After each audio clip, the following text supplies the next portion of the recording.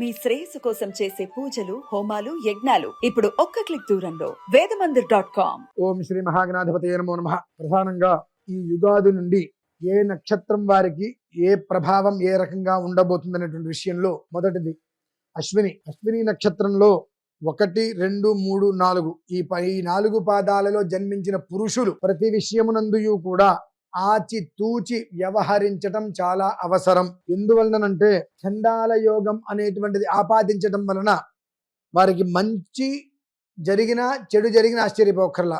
ఆ చండాల యోగం అనేటువంటిది 2 విధానాలుగా ఉంటుంది. మనం ఆలోచించే విధానం ధర్మంగా ఉంటే శుభయోగం కలుగుతుంది, లేదు వీళ్ళకి ఒక రకమైనటువంటి అహంకారం అనేటువంటిది ఏర్పడేటువంటి అవకాశాలు చాలా ఎక్కువ ఉన్నాయి.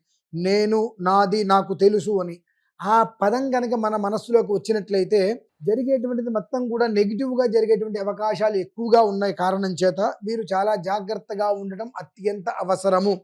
ఎందువల్లనంటే అశ్విని 1, 2, 3 ఈ 4 పాదాల వారు కూడా కేతు మహర్దశలో జన్మిస్తారు. జన్మించింది కేతు మహర్దశ అయినప్పటికీ కూడా ఇవాళ నడుస్తున్నటువంటి మహర్దశ ఏమిటి, అంతర్దశ అనేటువంటి విధానాలు ఉంటాయి.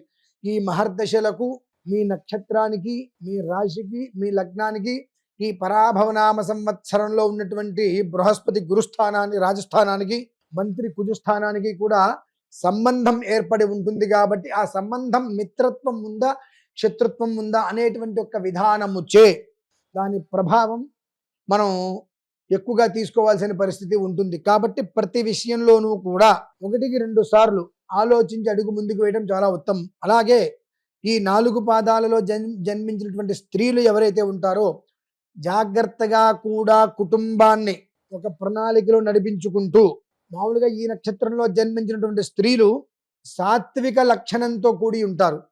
అంతటి సాత్విక లక్షణంతో కుటుంబాన్ని చాలా జాగ్రత్తగా తీసుకురావాలి అనుకునేటువంటి పరిస్థితులలో కూడా జన్మ కర్మ సమేదివ్య ప్రభావముచే అంత ప్రశాంతతగా ఉండేటువంటి వ్యక్తికి కూడా విసుగు చికాకు ఎక్కువ వచ్చి కుటుంబంలో లేనిపోని కలహాలు రావడానికి అవకాశాలు ఎక్కువగా ఉన్న కారణం చేత ఈ యొక్క అశ్విని నక్షత్రంలో జన్మించినటువంటి 4 పాదాలలో స్త్రీలు పురుషులు ఇద్దరూ కూడా ఏమాత్రం అవకాశం ఉన్నా సాధ్యమైనంత వరకు దక్షిణామూర్తి స్వామి వారిని ఆరాధించటం వలన మనస్సు ప్రశాంతతతో ఉంటూ మెంటల్గా అప్సెట్ అవ్వకుండా ఉంటారు. అలానే ఒక్కసారి మీ జాతక విషయాన్ని కూడా పరిశీలించుకోవడం చాలా శ్రేయస్కరం.